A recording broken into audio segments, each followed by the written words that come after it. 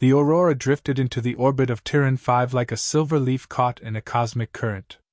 Dr. Elara Vance pressed her palm against the viewport, feeling the hum of the engines vibrate through the hull. Below, the alien research station glimmered, a lattice of spires and rotating rings that shimmered in colors she didn't have names for.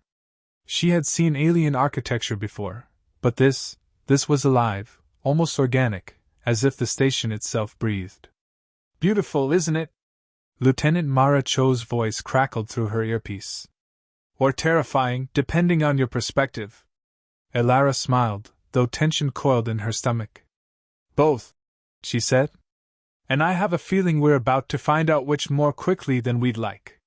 The docking bay doors groaned as they sealed behind the Aurora.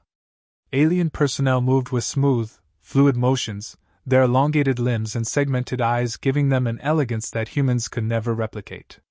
Yet there was something unsettling, the subtle glances, the slight hesitations when a human passed by. Respect? Curiosity? Distrust? Elara couldn't tell. Perhaps all three. She stepped onto the station's floor, her boots echoing in a corridor that pulsed faintly with bioluminescent veins. The air was clean, sterile, with a faint metallic tang. Screens hovered midair, displaying incomprehensible symbols that twisted and shimmered with alien logic. She swallowed the lump in her throat. Humanity had reached the stars, but standing here, she felt small. A small technician with a segmented headgear approached her. Its voice was synthetic yet melodic. "Dr. Vance. Welcome to the Tyran 5 observation station. You are cleared for general access, excluding Level Delta and Section 9. Understood," Elara said, noting the emphasis on restrictions. "Can you tell me what's in Level Delta?" The technician tilted its head. "Classified. Humans are not permitted." Its tone carried no malice, only a rigid adherence to protocol. Elara nodded, concealing her curiosity. She moved through the corridors, scanning every junction, every security panel. Something didn't sit right.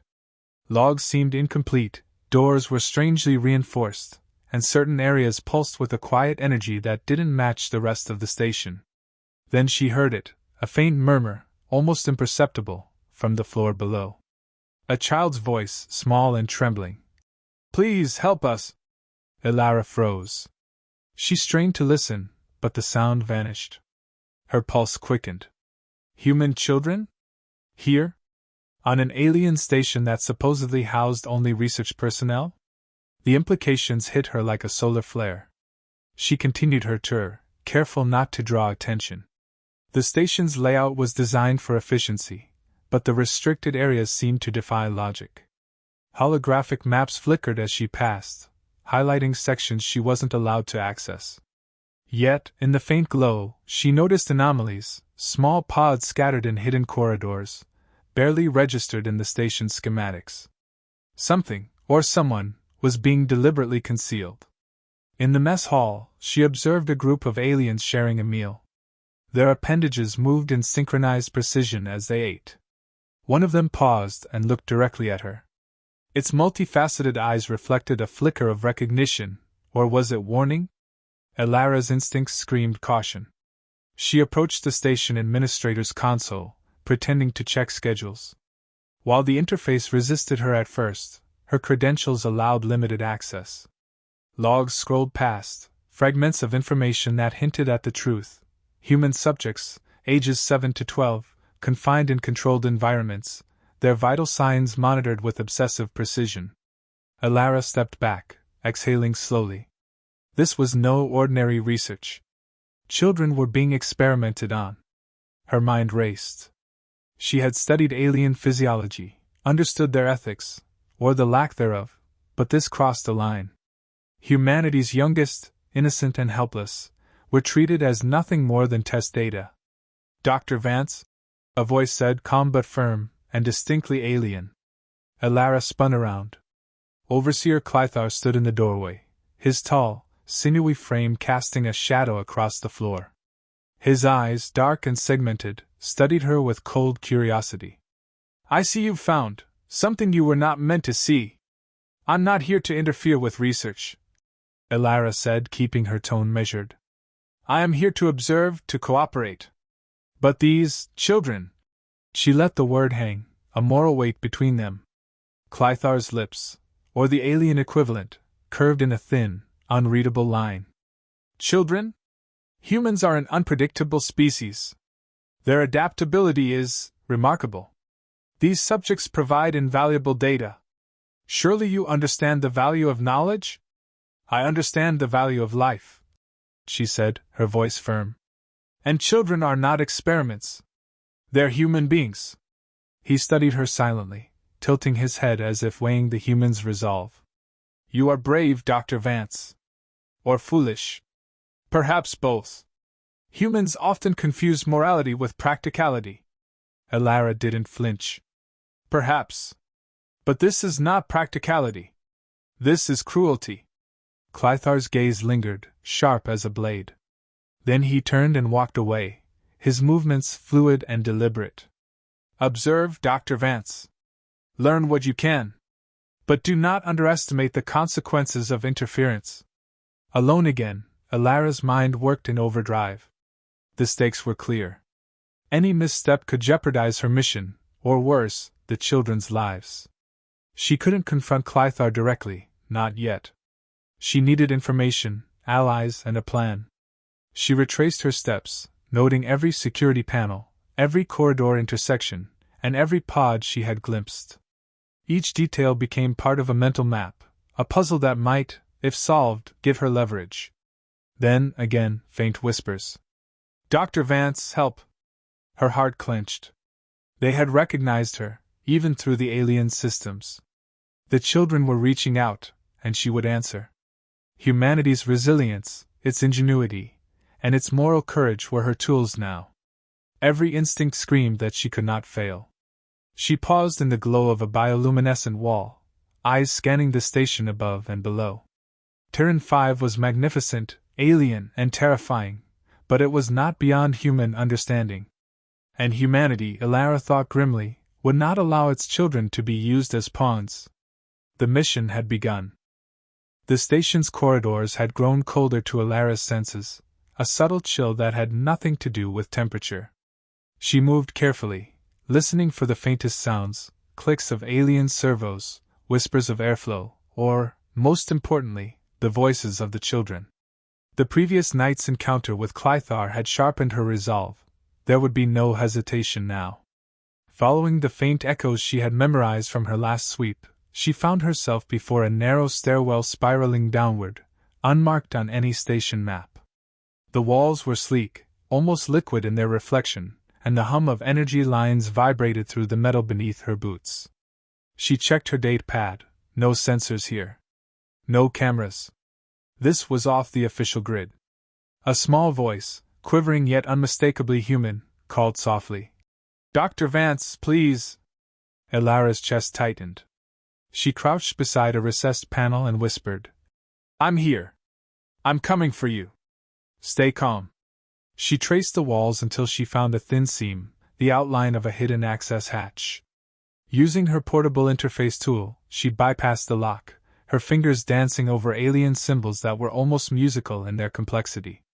The panel slid open, revealing a chamber she would never forget, a row of pods, translucent and cylindrical, each cradling a child, their eyes wide with fear. Some pressed small hands against the sides as if trying to reach her through the alien material. Elara! The whisper came again, stronger. She moved closer, inspecting the pod's interfaces. Vital signs, neurological readings, and adaptive response metrics scrolled across alien screens. The children were hooked to subtle stimulators, learning modules, and monitoring devices. The sophistication was staggering, but the intent was clear. This was not observation, it was containment, stress testing, manipulation. One boy, perhaps 10, blinked rapidly, his lips trembling. Why are we here? You're not here by your choice, Elara said, her voice steady. But I promise we're going to fix that. You just need to trust me. Before she could analyze further, the hiss of hydraulics echoed in the chamber. Clythar emerged from the shadows, his tall form casting an oppressive silhouette against the pale glow of the pods. "Ah, Dr. Vance," he said, voice calm, precise, almost musical. "I wondered how long it would take you to find them." Elara straightened, her mind working at lightning speed. "These are human children," she said, each word deliberate. "You're experimenting on them. You're abusing them. How can you justify this?" Clythar tilted his head, regarding her with what humans might call curiosity. "Justify?" he repeated. "You misunderstand. Their adaptability, their cognitive flexibility, these are remarkable specimens. I study, I learn, I prepare. They are variables in a system. Systems, Dr. Vance, require observation. They're not systems," she said, stepping closer, anger rising. "They're children. Humans. And you've imprisoned them without consent. Are you insane?" He did not flinch. "Insanity is a human weakness. Efficiency is a universal strength. You may cling to your morality, but it is irrelevant to progress." Her eyes swept the room, taking in every pod, every wire, every monitor. A plan began forming. "Progress does not excuse cruelty. And if you think I will stand by, you are mistaken." Clythar's segmented eyes narrowed. "Ah. Defiance. Another human trait. Admirable, if inefficient. Tell me, Dr. Vance, do you intend to disrupt my work? Or to negotiate?" "I intend to rescue these children," she said. "And you will not stop me." A faint, almost imperceptible smirk crossed his face. "Bold words. Bold humans. Perhaps that is why you survive in your primitive world. Yet, this station is not your world. You may act, but the consequences," his voice dropped, slow and deliberate, "will be yours to bear." Elara ignored the threat, focusing instead on subtle observations, the timing of patrols, the weak points in energy conduits, the minimal delays in the pod systems. Each detail became a potential leverage point, a step toward liberation. One of the children, a small girl with a mop of dark hair, whispered, "Please help us." Elara knelt beside her pod. "I will. But you need to be brave. Can you do that?" The girl nodded, her eyes wide but resolute. Elara placed a hand over the girl's pod, transmitting a small, encrypted signal. "We're going to communicate secretly. I'll guide you. You'll follow my instructions, exactly as I say. Understood?" A chorus of nods followed, hesitant but determined. The children's adaptability was evident even now. They learned quickly, absorbing her signals, their subtle movements matching her guidance. Clythar observed silently, his eyes glinting with a mixture of intrigue and mild amusement. "Fascinating," he murmured. "Humans teach even the young to defy. Remarkable. Perhaps you underestimate them, as you underestimate your own species." Elara's jaw tightened. "I do not underestimate humanity. And I will not allow you to underestimate them either." He stepped closer, the hum of his limbs resonating against the metal floor. "I admire your spirit, Dr. Vance. Truly. But spirit alone will not free them. Do you truly believe your morals can triumph over systematic precision?" Elara's mind raced. The station's layout, the pods, the weak points in the surveillance grid. She had hours, maybe less, before Clythar altered protocols or discovered her true intentions. Every move had to be precise. Every decision, calculated. "I don't just believe it," she said softly, her voice ironclad. "I know it. Humans survive where logic fails. We adapt. We endure. And we protect our own." Clythar's gaze lingered, a silent challenge. Then, without another word, he turned and melted back into the corridor's shadows, leaving her with the children and the subtle pulse of alien machinery. Alone again, Elara exhaled, heart hammering. She crouched by the pods, examining the interfaces, committing every detail to memory. There was no room for error. Every second counted.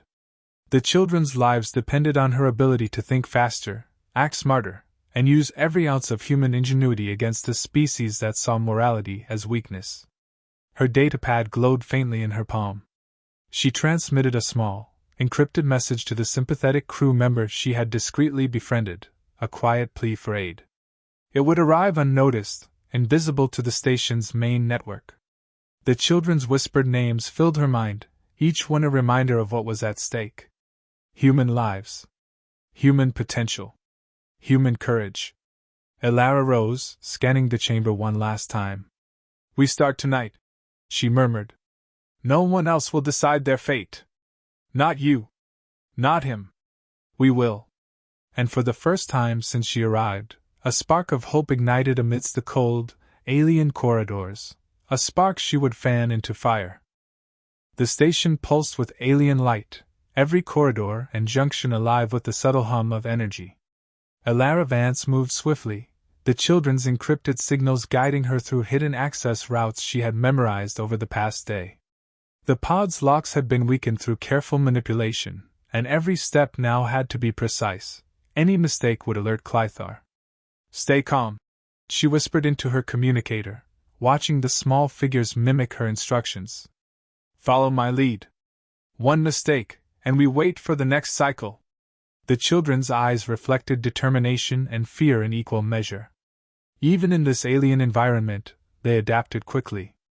The youngest, a boy with bright eyes, tilted his head to mimic her hand gestures, learning to navigate the corridors almost instinctively.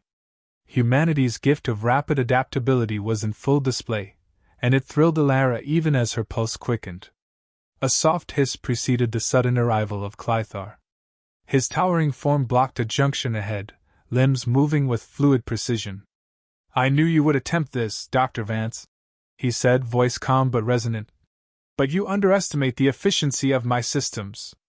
You cannot outmaneuver the station." Elara met his gaze steadily. "You underestimate humans. We're not predictable variables. We improvise. We endure. And we protect those who cannot protect themselves." Clythar tilted his head, curiosity and mild amusement flickering across his segmented eyes. "Bold words. But talk will not save them. Or you. Watch me," she said, and pressed a hidden panel on her interface. One of the station's maintenance shafts slid open, revealing a narrow passage. "Through here. Quickly!" The children squeezed into the shaft, tiny hands gripping the walls. Elara followed, heart hammering as alarms began to blare, a delayed system trigger she had anticipated. Red lights pulsed across the corridor walls, but the small human bodies moved with agility and precision. Alien patrol drones clattered after them, but their sensors were momentarily confused by the children's unpredictable movements, small forms darting and ducking in ways Clythar's algorithms could not calculate.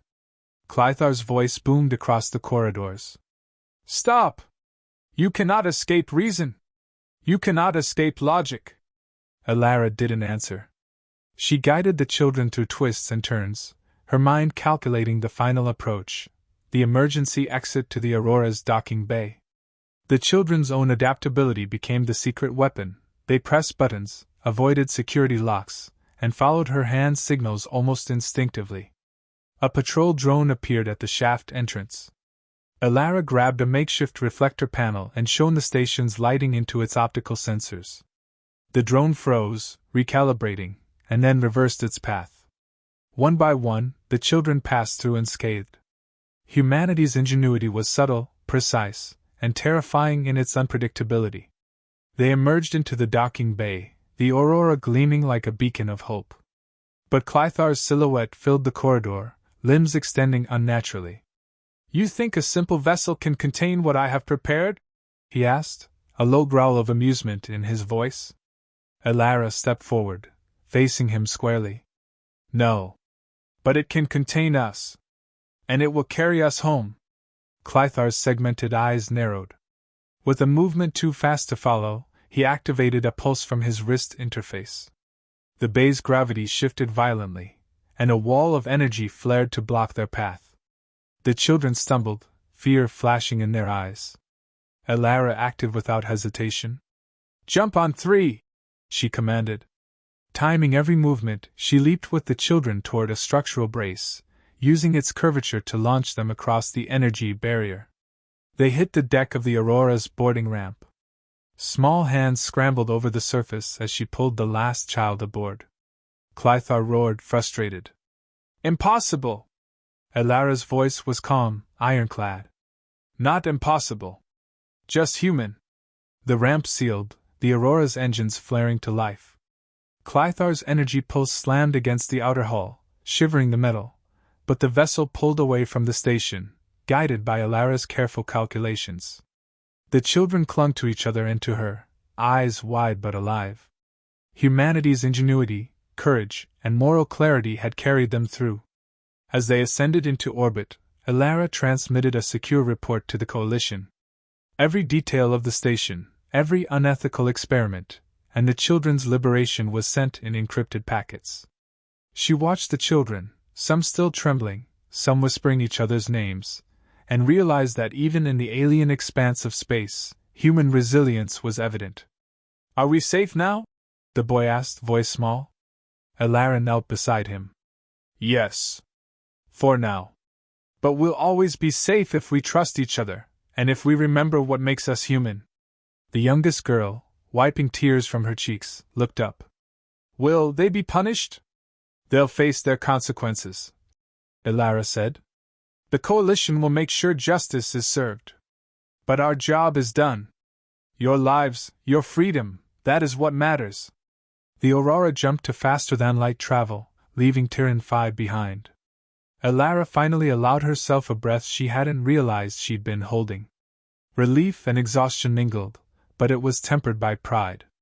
She had faced an alien intelligence, a being who saw morality as irrelevant, and prevailed. Humanity's courage, ingenuity, and protective instincts had won the day. One of the children reached out, gripping her hand. Thank you, he whispered. Elara squeezed back, smiling softly. No. We did it. Together. That's what being human means. Minutes later, the children were settled in the ship's quarters, eyes heavy with fatigue. Elara remained at the bridge, reviewing the station's schematics and the children's logs. Clythar's hubris had been his weakness.